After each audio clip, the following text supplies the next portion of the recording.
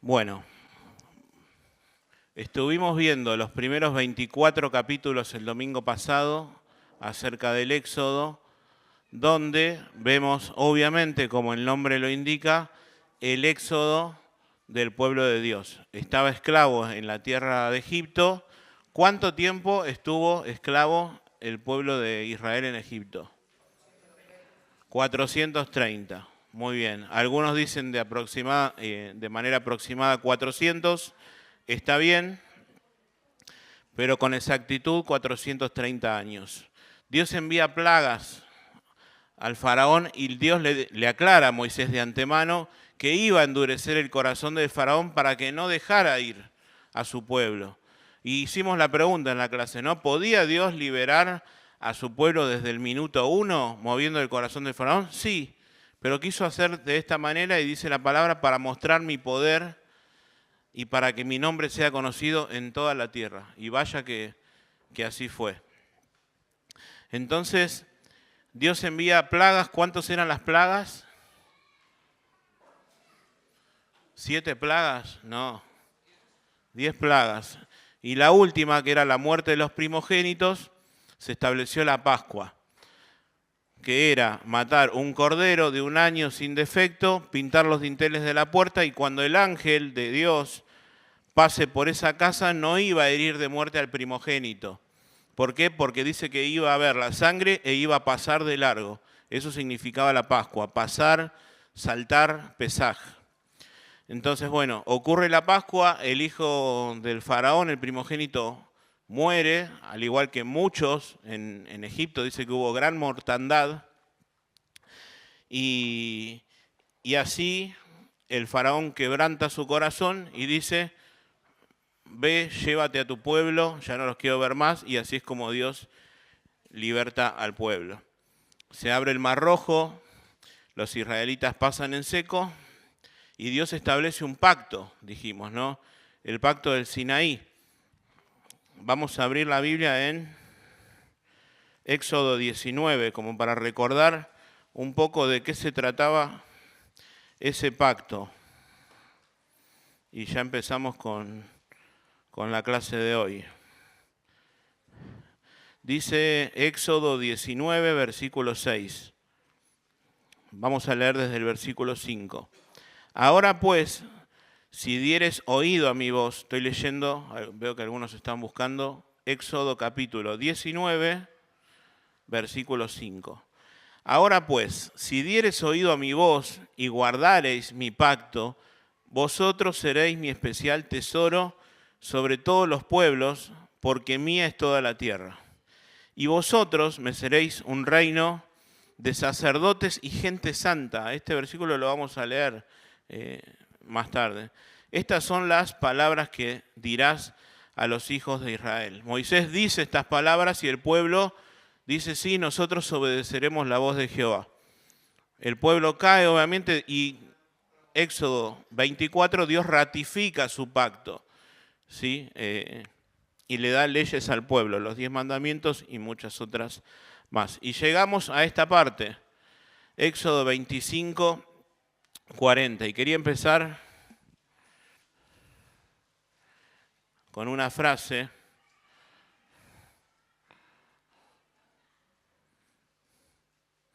Ahí va, a ver si se lee. El tabernáculo y los templos del Antiguo Testamento, recuerden que después del tabernáculo hubo ¿cuántos templos? Hay que leer más la Biblia, ¿eh? 2. Muy bien, Elizabeth. El templo de Salomón, que fue destruido, y el templo de Ageo, en la época de Ageo, ¿no? De Nehemías, Esdras. El tabernáculo y los templos del Antiguo Testamento fueron diseñados simbólicamente para apuntar a la realidad escatológica cósmica de que la presencia de Dios, con anterioridad limitada al lugar santísimo, ahora se extendería por toda la tierra. Contra este telón de fondo, la visión del Apocalipsis 21 se extiende mejor, se entiende mejor como la descripción del último templo final de los tiempos que llenará el cosmos entero. Bueno, ¿qué significa básicamente? Hubo un primer templo, Mauri nos lo decía, que era el Edén, El hombre falló. Bueno, ahora estamos viendo un segundo templo, o vamos a ver en toda esta clase, que es el tabernáculo. Y va a haber subsiguientes templos en los cuales Dios iba a poner su presencia. Bueno, en todos el hombre iba a fallar. ¿Sí? Preguntamos en la clase pasada si este pacto del Sinaí o el pacto mosaico, como se le dice, era condicional o incondicional. Bueno, dijimos que el pacto de Abraham, el pacto de Dios con Abraham o el pacto abrámico, era incondicional. Se iba a cumplir sí o sí porque dependía solamente de Dios. Dios le había prometido 3 cosas, que era descendencia, tierra y bendición, no solo a ellos, sino a todas las familias de la tierra. Bueno, acá lo estamos viendo cómo de a poco se va cumpliendo. Éxodo 25 al 40 nos introduce a uno de los temas centrales de la Escritura. La presencia de Dios habitando en medio de su pueblo. A través de la construcción del tabernáculo se establece un espacio santo que apunta a la comunión divina perdida en Edén y anticipa la plenitud de esta comunión en Cristo. Recordemos, el templo de Edén no funcionó, el hombre cayó, este tampoco, pero apuntan al Señor Jesucristo, como vamos a ver, y apuntan a la eternidad, cuando estemos en el cielo por toda una eternidad, como vamos a ver en un momento. Tenía la frase acá. Bueno, este es el tabernáculo. Ahora lo vamos a ver un poco más en detalle. Era una tienda. Todo eso que rodea ese gran rectángulo es el atrio. Era un patio donde al principio estaba lo que es el altar de bronce, donde se hacían los sacrificios.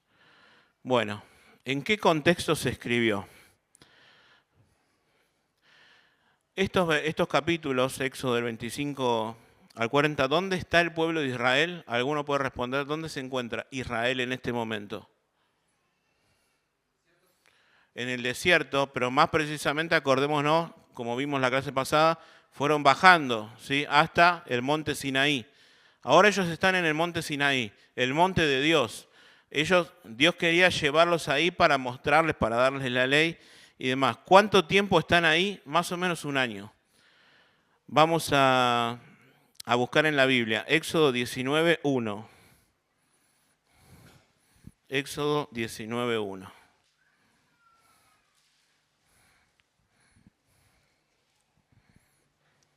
Dice así: en el mes tercero de la salida de los hijos de Israel de la tierra de Egipto, en el mismo día llegaron al desierto del Sinaí. Ok, y ahora pasamos a Números, si bien lo vamos a ver en las siguientes clases. Quiero marcarles cuánto tiempo más o menos estuvieron el pueblo de Israel allí. Números 10, 11 y 12. Números, capítulo 10, versículo 11. Dice: en el segundo año, o sea, acordémonos, Éxodo lo leímos recién, en el primer año, en el mes tercero. Ahora dice, en el segundo año, en el mes segundo, o sea, casi 11 meses, pero dice a los 20 días del mes, casi ya terminando el mes. La nube se alzó del tabernáculo de testimonio y partieron los hijos de Israel del desierto de Sinaí, según el orden de marcha. Bueno, el pueblo de Israel se movía en tanto la nube, que era Dios o que es Dios, se los indicaba. ¿Cuánto tiempo estuvieron ahí? Bueno, un año. Y en ese tiempo Dios les revela las instrucciones para construir este tabernáculo, ¿sí? Este momento marca un avance en la relación entre Dios e Israel, destacando su deseo de restaurar la comunión perdida en Edén. Y yo digo, una de las cosas que hablamos la clase pasada y que creo que lo estamos viendo en todas las clases, es Dios dándose a conocer. Vimos el Génesis en 2 clases. Bueno, muy poco se conocía de Dios. Y aparece a Abraham y le promete descendencia y Abraham cree y le es contado por justicia. Bueno, empieza el libro del Éxodo, vemos al verdadero Dios poderoso y a medida que avanzamos en estos capítulos del 25 al 40, vemos otro aspecto de Dios. Ahora lo vamos a ver. Bueno, es Dios dándose a conocer. ¿Y qué está pasando en medio de todo esto? Bueno, el pecado de Israel, el pecado de las personas. Como siempre vamos a ver, ocurre, como muchas personas conocen, un evento conocido que es el becerro de oro.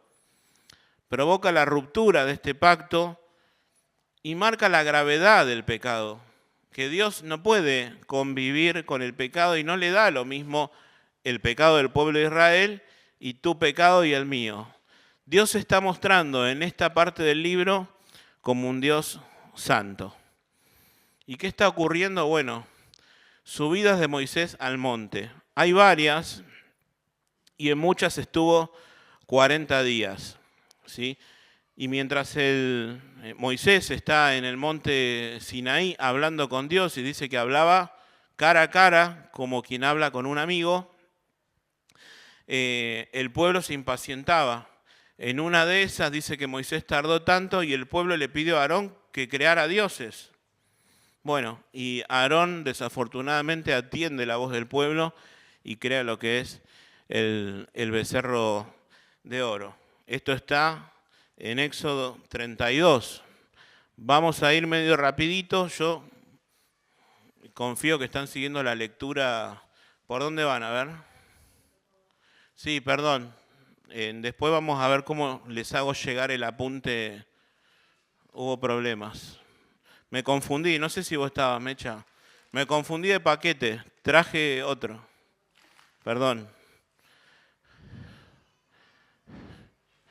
Bueno, el concepto de morada divina. Era normal que un Dios, acordémonos que tanto en Génesis como en Éxodo el contexto era de politeísmo, y había templos a otros dioses y había lugares donde se le rendía culto a Dios. Pero creo que Dios, con esto de establecer un tabernáculo, además de para adorarlo y demás, era para relacionarse con su pueblo, que era distinto a lo que se conocía de dioses en ese momento. No solo para ser servidos, sino para relacionarse con su pueblo. Nos muestra la palabra de Dios como un Dios relacional. Bueno, vemos muchos simbolismos, los vamos a ver ahora. Tienen muchos paralelismos entre el Edén, el tabernáculo, el Apocalipsis en Apocalipsis 21, en los templos de Dios. Las características son extremadamente paralelas. Pero con este Dios no podemos llegar de cualquier manera.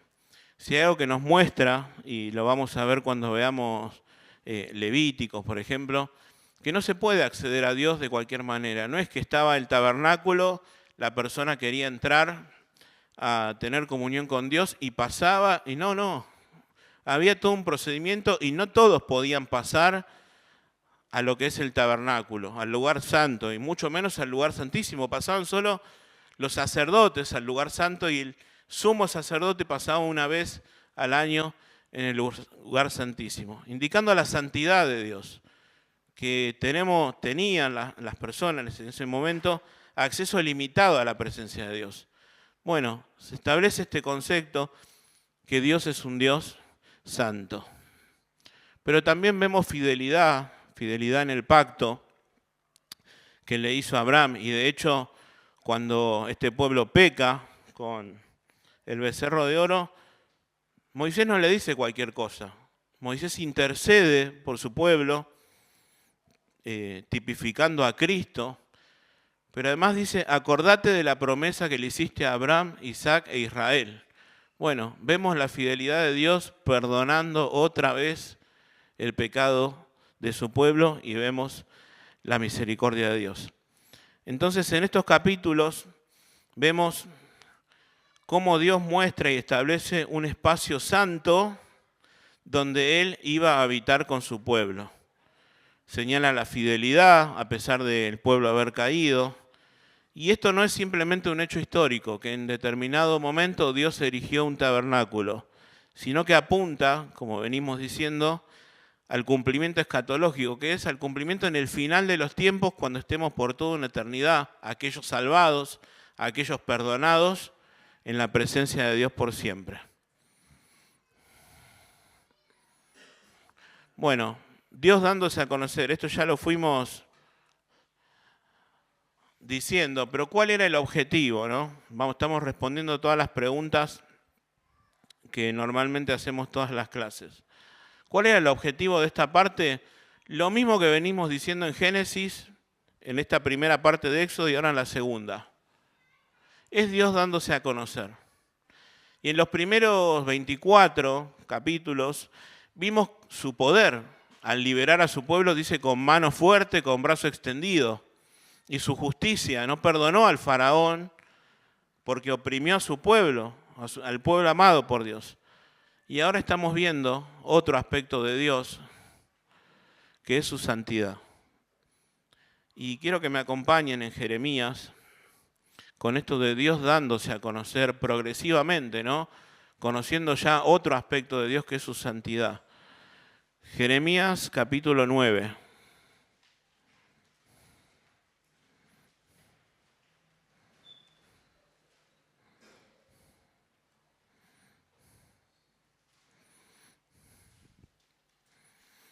Bueno, dice así dijo Jehová, Jeremías 9, 23.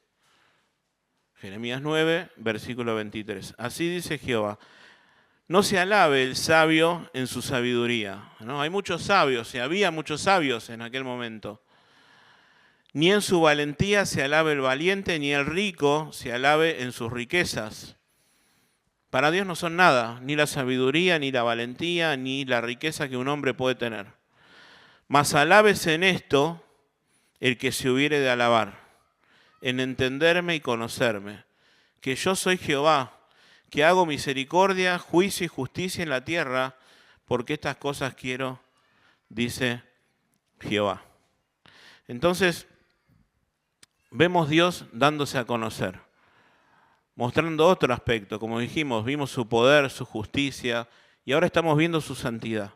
Bueno, no estamos relacionándonos, ni el pueblo en su momento se estaba relacionando de cualquier manera. No, Dios es un Dios santo, que además de mostrar su carácter santo, pide y demanda a su pueblo y a todos aquellos que se relacionen con Él, exige el mismo carácter, exige la misma santidad. Y de hecho, Él dice a Abraham, sed santos porque yo soy santo.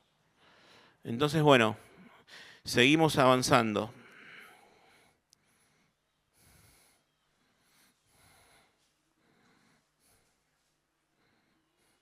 ¿Cuál es el contenido de esta parte de los capítulos 25 al 40? Bueno, básicamente se centran en el tabernáculo, ¿sí? Se divide en tres partes importantes. Lo dividí en tres.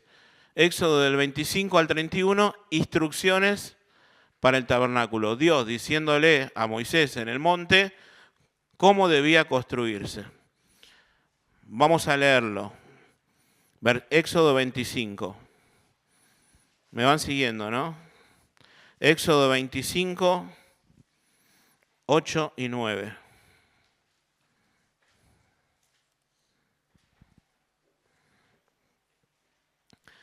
Dice así, ¿lo tienen? Y harán un santuario para mí, Dios le está diciendo a Moisés, y habitaré en medio de ellos, conforme a todo lo que te mostré en el monte, ¿sí? El diseño del tabernáculo y el diseño de todos sus utensilios, así lo haré. Pero ¿cuál es el versículo clave? El 8. Y harán un santuario para mí y habitaré en medio de ellos. Dios quería habitar, Dios quería estar. Siempre me gusta decir, Jesús cuando establece, no tiene mucho que ver, ¿no? Pero me hizo acordar, Jesús estableció a 12 para que estuviesen con Él. Dios, el carácter de Dios, el carácter de Jesús, es querer estar en comunión con las personas. Y la iniciativa la toma Dios, no es el hombre buscando a Dios. Nosotros le amamos a Él porque Él nos amó primero. Bueno, la iniciativa de relacionarse con el hombre siempre la tiene Dios. Y acá en este capítulo 25, en el versículo 8, dice que quería construir este tabernáculo, ¿para qué? Para habitar en medio de su pueblo. Bueno, Éxodo 26 se describe el detalle, el diseño del tabernáculo, incluyendo cortinas, maderas, la división interna que separa el lugar santo del santísimo. Ahora en unos momentos les voy a mostrar una imagen de cómo era. Capítulo 27 se dan instrucciones sobre el altar de bronce, el atrio, destacando el acceso a Dios a través del sacrificio. ¿Qué vemos en los capítulos 28 y 29? Bueno, los sacerdotes y cómo se debían consagrar. Lo mismo, no podía pasar cualquier persona. La tribu de Leví era la que Dios designó para el sacerdocio, para ministrar en la presencia de Jehová para todo Israel. Y ya pertenecer a la tribu de Leví te constituía en poder pasar al tabernáculo. No, debían seguir determinadas normas estipuladas por Dios. Debían tener una ropa especial, como la vamos a ver en una imagen a continuación. Debían purificarse para entrar. El tabernáculo está diseñado para no tener un acceso casual a la presencia de Dios. No se podía entrar de cualquier manera. No, había que seguir ciertos pasos de limpieza para que ese sacerdote esté en santidad y pueda pasar a la presencia de Dios. Los capítulos 30 y 31 aparecen dos personas llamadas Bezalel y Aholiab, que son las personas que Dios designó, artesanos, artífices, que fueron los que llevaron a cabo la dirección, y lo habrán hecho extremadamente bien, porque dice que Dios capacitó a estas personas para llevar a cabo la construcción del tabernáculo. Y era prácticamente obras de arte, no eran así nomás. Bueno, capacitó a estas dos personas y estableció el día de reposo como señal de pacto entre él e Israel. Vamos a leer ahora sí Éxodo capítulo 31.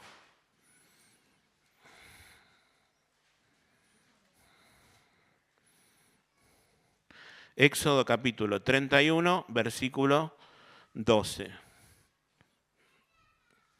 Como le digo a los chicos, 31 en grande, 12 en chiquito. Habló además Jehová a Moisés diciendo: Tú hablarás a los hijos de Israel diciendo: en verdad vosotros guardaréis mis días de reposo. ¿Cuál era el día de reposo? Muy bien, el sábado. ¿Y por qué? En miras a la creación, otra vez al Edén, que dice que en 6 días hizo la creación y el séptimo reposó. ¿Por dónde iba? Guardaréis mis días de reposo, porque es señal entre mí y vosotros por vuestras generaciones, para que sepan que yo soy Jehová que los santifico. Así guardaréis el día de reposo, porque santo es a vosotros el que lo profanare, de cierto morirá. Porque cualquiera que hiciere obra alguna en él, aquella persona será cortada de medio de su pueblo. Miren lo riguroso que era en ese momento. 6 días se trabajará, mas el séptimo día es día de reposo consagrado a Jehová. Cualquiera que trabaje en el día de reposo ciertamente morirá. Guardarán pues el día de reposo los hijos de Israel, celebrándolo por sus generaciones por pacto perpetuo. Señales para siempre entre mí y los hijos de Israel, porque en 6 días hizo Jehová los cielos y la tierra, y el séptimo día cesó y reposó. Bueno, otra vez, en miras al Edén, ¿no? Y en el lugar del reposo eterno que estaremos por siempre con el Señor. Como dijimos, capítulos, ahora sí, del 32 al 34, vemos el pecado de Israel corrompiéndose, como se muestra constantemente. Antes murmuraba de Dios y decía: ¿para qué nos sacaste? ¿Para matarnos de hambre? Estábamos mejor en Egipto. ¿Podrá poner Dios mesa en el desierto?, dice en otra parte de la Escritura, y constantemente tentando a Dios. Bueno, no solo eso, sino que Moisés se tardaba y ellos hicieron un becerro de oro. Lo extraño acá es que Aarón también, siendo sacerdote de Dios, cae en esto construyéndoles el becerro de oro. Le pide aretes de oro, joyas de oro, y dice que él mismo es el que hace el becerro de oro. Bueno, Israel cae en idolatría mientras Moisés está en el monte Sinaí. Pero Dios muestra otra vez su misericordia al renovar el pacto después que Moisés intercede por su pueblo. Vamos a leerlo. Capítulo 34.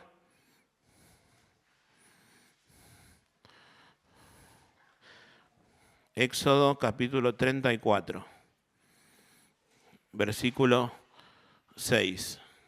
Bueno, acá está Jehová, Dios en el monte con Moisés, y dice versículo 6, y pasando Jehová por delante de él, por delante de Moisés, proclamó: Jehová, Jehová, fuerte, misericordioso y piadoso, tardo para la ira y grande misericordia y verdad, que guarda misericordia a millares, que perdona la iniquidad, la rebelión y el pecado, que de ningún modo tendrá por inocente al malvado, y que visita la iniquidad de los padres sobre los hijos y sobre los hijos de los hijos hasta la tercera y cuarta generación. Otra vez, Dios mostrando su carácter. Dice: yo pasaré delante de ti, proclamaré mi nombre. Y pasando, dice, Dios mismo está diciendo, no es una alabanza de Moisés a Dios. Dios se dice de sí mismo y revela otro aspecto de su carácter. Jehová, Jehová, fuerte, misericordioso y piadoso, tardo para la ira y grande misericordia y verdad. Y dice que guarda misericordia, que perdona la iniquidad, pero que también es un Dios justo, que no tendrá por inocente al malvado. Les voy a leer una frase que van a tener en el apunte cuando lo tengan en sus manos. La intercesión de Moisés evitó la ira de Dios y recordó al Señor no el pacto del Sinaí, sino las promesas del pacto a los patriarcas. Entonces Moisés descendió de la montaña y arrojó las tablas del testimonio de sus manos y las quebró. Moisés quebró las tablas que dice que estaban escritas con el mismo dedo de Dios. Y Moisés dice que vio toda la idolatría de su pueblo y quebró esas tablas que tenía en su mano. La rotura de las tablas no representó un ataque de ira egoísta por parte de Moisés. Todos podemos pensar eso, ¿no? Moisés vio la idolatría, se encendió en ira porque era un humano y se podía equivocar y quebró las tablas de la ley. No sé si yo me hubiera atrevido a quebrar algo escrito con el dedo de Dios. Pero no significaba eso algo egoísta por parte de Moisés, sino la ruptura del pacto entre Dios e Israel. Eso significaba que Moisés haya roto las tablas. A pesar de que lo merecía, el Señor no aniquiló a Israel por su descarado rechazo de las estipulaciones del pacto inmediatamente después de que éste fuera ratificado. Moisés volvió a interceder por Israel, preguntando si él mismo podía expiar el pecado, ¿no? Dice: ráeme de tu libro. Pero él también necesitaba expiación. Él también necesitaba que sus pecados sean expiados.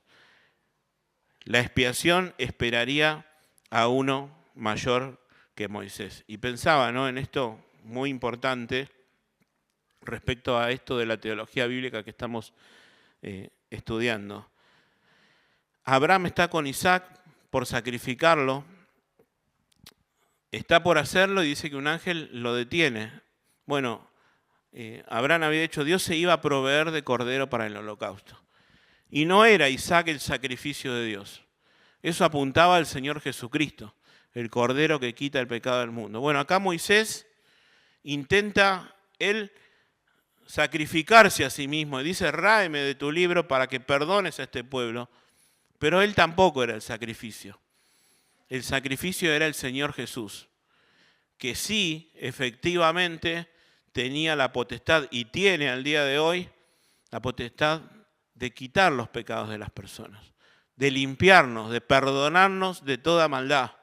Bueno, eso no lo hacía ni ningún sacrificio que vimos en la antigüedad, ni todos los sacrificios, como dice el libro de Hebreos, que continuamente tenían que ofrecer sacrificio tras sacrificio. No, el Señor Jesús iba a hacer ese sacrificio perfecto que iba a quitar los pecados del mundo.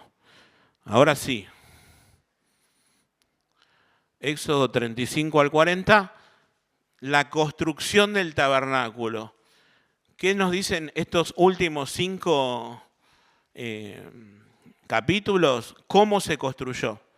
Los primeros, del 25 al 31, las instrucciones, dice, hacelo así, tal como te mostré en el monte. Bueno, acá lo están llevando a cabo.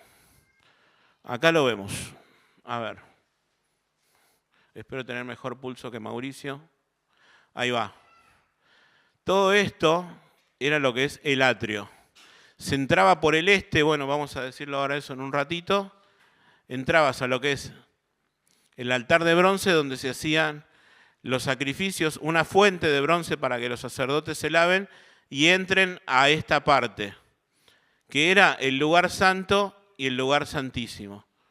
Bueno, estamos acá en el lugar santo donde está el candelabro, los panes de la proposición y el altar del incienso. Acá había un velo, esto lo muestra de esta manera artísticamente para que se vea lo que hay del otro lado.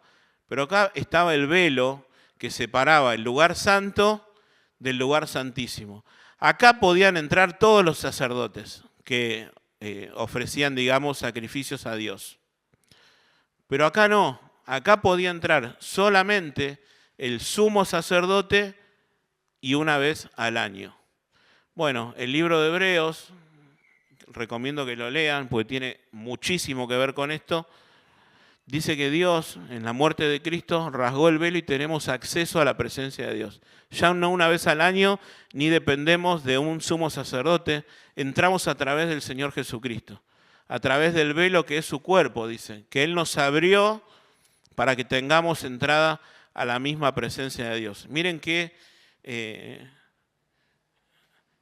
hermosa esta verdad, pero a la vez sin perder de vista esta verdad, que Dios sigue tratando con el pecado de la misma manera. Que miren lo grave que es tu pecado y mi pecado, que tuvo que el mismo Hijo de Dios, el Señor Jesucristo, pagar por ellos en la cruz. Bueno.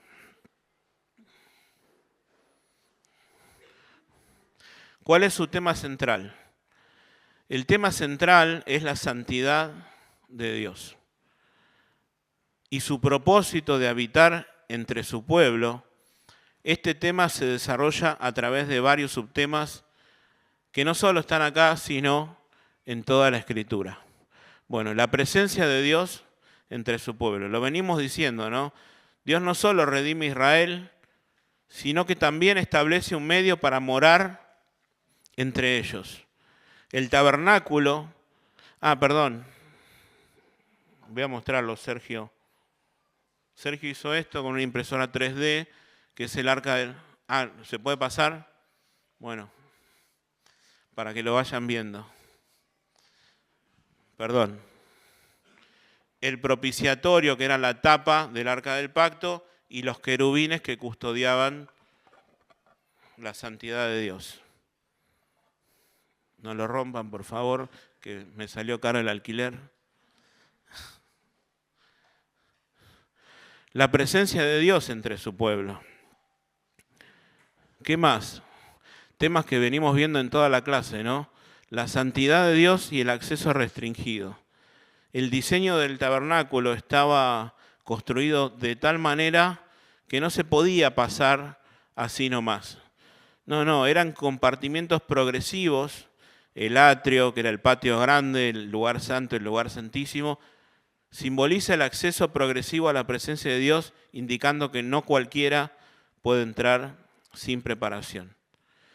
Y esto de la santidad, ¿no? Lo que decíamos, el velo como separación, enfatiza que la humanidad pecadora no puede entrar en la presencia de Dios directamente.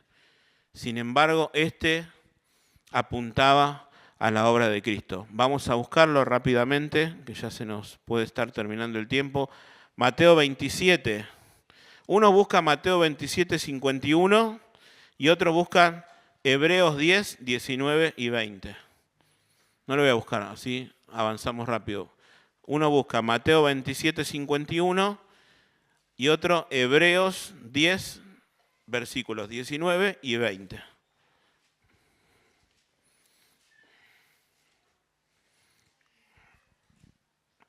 ¿Alguno lo tiene? Mateo 27, 51.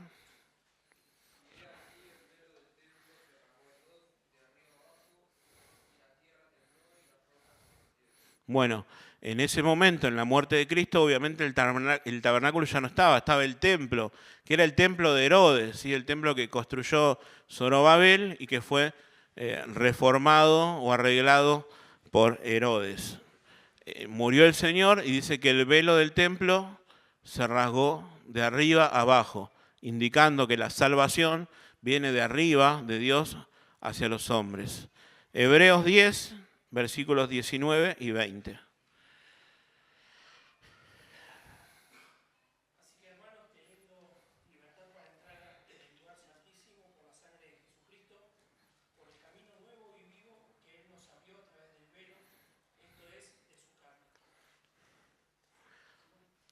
Bueno, uno más.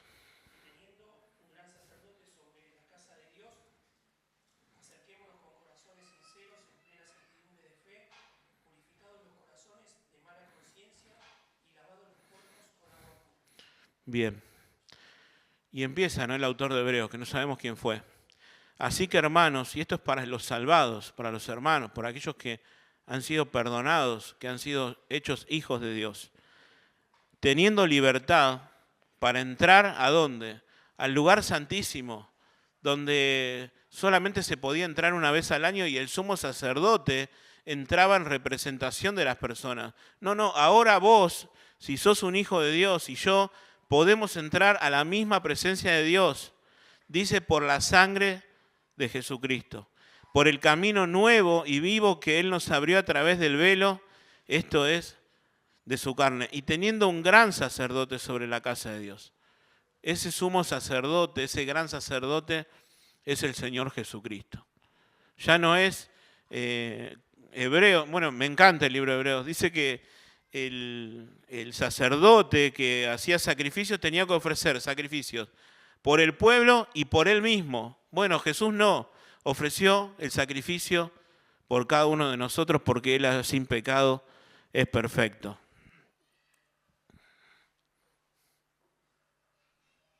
Jesús como tabernáculo y templo. Acá también vamos a buscar Juan 1:14. Rapidito. Juan 1:14. Empieza el Evangelio de Juan. Y dice así la palabra de Dios. Y aquel verbo, haciendo referencia al Señor Jesucristo, se hizo carne y habitó entre nosotros. Bueno, esa palabra dice, se tabernaculizó, hizo su tiendita en medio de nosotros, haciendo referencia a que Él es la misma presencia de Dios. Bueno, eso significa, usa esa palabra, tabernaculizó, habitó entre nosotros y vimos su gloria, dice Juan. Gloria como del unigénito del Padre, lleno de gracia y de verdad. Los israelitas, como vamos a ver en el último capítulo del Éxodo, veían una gran nube que los guiaba y una columna de fuego, algo seguramente impresionante de ver. La misma presencia de Dios. Bueno, Juan dice lo mismo. Dice, vimos su gloria, gloria como del unigénito del Padre, lleno de gracia y de verdad. En un momento Jesús está con sus discípulos en el templo, en este templo de Herodes, y los discípulos decían, mira el templo, esto que lo otro. Y Jesús dice, uno más grande que el templo está en este lugar. La misma presencia de Dios caminando en medio de las personas. Dice que habitó entre nosotros y vimos su gloria. Gloria como del unigénito del Padre, lleno de gracia y de verdad. Bueno, en esto me quiero sí detener. El tabernáculo y el Edén desafortunadamente no tienen el apunte, pero yo trazo los paralelos entre el jardín del Edén como templo de Dios, como Mauri nos enseñaba, y el tabernáculo. Por ejemplo, querubines. Una vez que Adán y Eva pecan, Dios pone querubines para custodiar el huerto de Edén, para que no tengan acceso a la presencia donde Dios habitaba. Bueno, lo mismo en el tabernáculo. Dice que ese velo, Dios mandó que se le bordasen querubines. Y no solo eso, sino cuando se entraba al lugar santísimo, también estaba la presencia de los querubines, como están viendo en la tapa del propiciatorio. Y hay muchas palabras, muchas escrituras que dice que Dios gobierna entre querubines. O sea, cuando hay querubines es que están guardando la santidad de Dios. Bueno, hay un paralelismo entre el Edén y el tabernáculo. Por los querubines, por la entrada, que dice que no lo vamos a buscar, tanto el Edén como el tabernáculo tienen un acceso orientado hacia el este, la entrada estaba orientada hacia el este. El candelabro, que era como un árbol, y en el Edén estaba el árbol de la vida. Vamos a buscar ahora sí Génesis 2:15. Hay palabras hebreas que se usan tanto en Génesis para describir el trabajo que Adán tenía que hacer. Se usa la misma palabra para el servicio que tenían que hacer los levitas. ¿Alguno que tenga Génesis 2:15?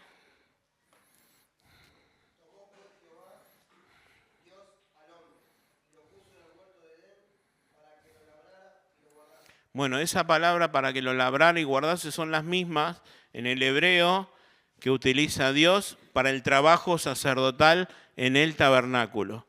Hay cierta similitud, entonces, con el tema de los querubines, la orientación hacia el este de la entrada, el candelabro y el árbol de la vida, el trabajo de Adán y el trabajo de los levitas, las piedras preciosas que había en el huerto del Edén también estaban en los materiales del santuario.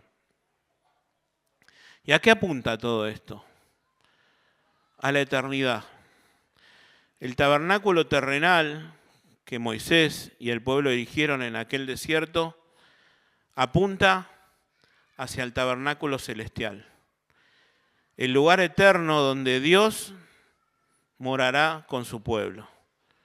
Dice Apocalipsis 21:3, he aquí el tabernáculo de Dios con los hombres, y Él morará con ellos.